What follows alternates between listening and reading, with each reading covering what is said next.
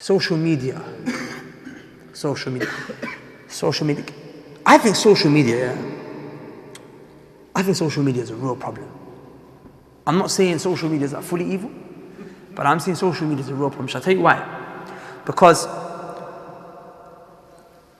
when I was young, and social media wasn't really a big thing. Like by the time I hit college, that's when Facebook and that came out. Before that, we used to have like Pixel. Who knows Pixel? And Bebo. Now, come on, you know Pixel, Bebo. He was in the streets then. we was like little neeks just sitting on the computer. High Five. Yeah, how old are you? 22. So how do you know High Five? Who said yeah? Oh, you? Oh, Sammy, obviously. But it was dead. There was nothing. There's nothing. You couldn't like leave comments. You couldn't click like. Just put up a picture of yourself and a little profile. But the thing is, now it's problematic because people can actually communicate and whatnot. And the reason why I think it's such a problem is because, you see, even though I used to not be an amazing kid, but my dad had certain hold over me. Like I remember I was in uni, and my dad would tell me, you have to be home before the sun sets. I'm like, Dad, it's winter. My lecture finishes at 4 p.m. He's like, I don't care. You better be home before the sun sets. Otherwise, I'm gonna slap you. So, and even as I'm in, like now, I'm a grown man. Alhamdulillah, I'm 27. Yeah? I got grey hairs in my beard, so I can say I'm grown. Say Allahumma barik. Before I die. So the thing is, even now, wallahi, the brothers who know me will tell you, my dad will call me any minute, tell me, come home, do this, don't do that. I'll be in a different country, tell me you're not allowed to jet ski. You can't get in the quad bike. And I have to do it. This is the way my dad raised me from when I was young, right? So when I was a kid, my dad could keep control over me. My parents would keep control over me.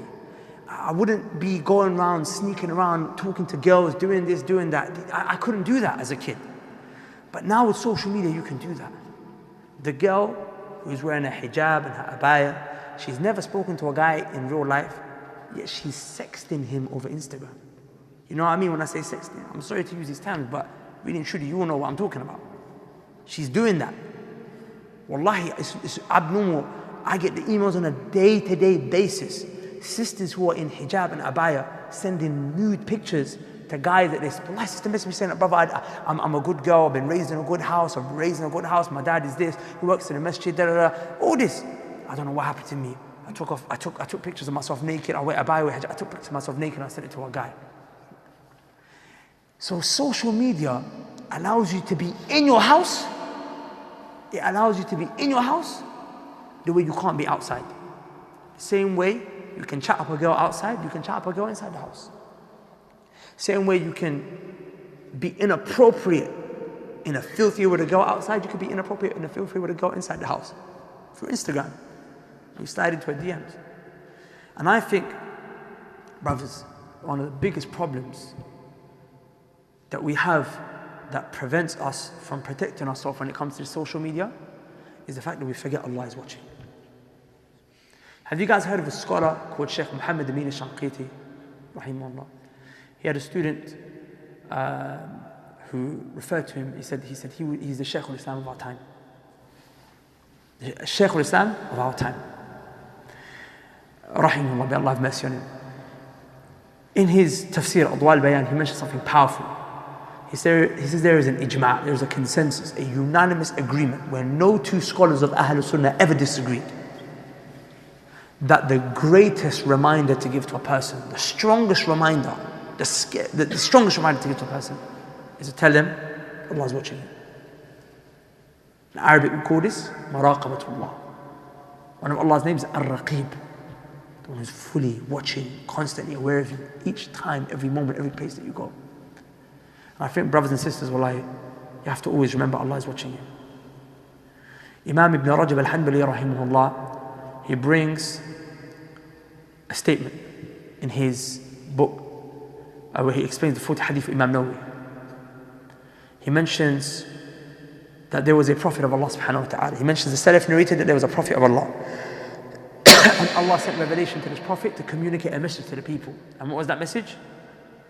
It was to say to the people, "O people, why is it that there are sins that you hide from the people, but you don't hide them from me? Have you made me equal to the people? Am I the same to you as the people? If you think that I'm the same to you as the people, then you've done shirk." Meaning that what the narration is, what he's trying to get out of this is the fact that the people, you can hide from them in sin alone. So if you think you've hidden to the point where Allah can't see you, you've compared Allah to the human because you believe that you got away from Allah. No, you didn't shirk. Or have you made Allah lower than you? Sorry, have you made Allah lower than the people? Where you're like, I would not do this sin in front of this person, but I'll do it in front of Allah. I don't care, Allah can watch me sin. Shall I tell you something? I know people who wouldn't watch pornography because they had like a pet, like a dog in the room. They would say, I have to get my pet out of the room before I do it. But Allah was watching over the room the whole time. So you made Allah lower than your dog? Wallahi, have you thought about it like that? Let me ask you a question. Would you fornicate with a girl if there was an insane man in the room? An insane man. He's crazy. He doesn't even know what's happening. He's rufi'a al-qalam. The pen has been lifted from him. He's not going to be able to account for anything he does. Would you sleep with a girl in front of him? Okay, maybe maybe you guys are righteous like that. The reality is, sadly, we know fornication is something that not everyone, but a huge amount of the majority of the youth sadly are slipping into. But pornography, put pornography to the side. Having a filthy conversation with a girl on the phone. You wouldn't do that even if a crazy man was in the room. So you get the crazy man out of the room. Like Allah, Ar-Raqibu alayh. He's watching over you the whole time. So you made Allah lower than the crazy man? Is a problem, Allah. Is a problem. Have to always, I believe if people, they study the names and the attributes of Allah subhanahu wa ta'ala, they live by His name Ar-Raqib, As-Sami', the one who's always hearing, Al-Basir, the one who's always listening. If they live by these names of Allah subhanahu wa ta'ala, then they will, inshallah ta'ala, be more likely to behave themselves when it comes to social media.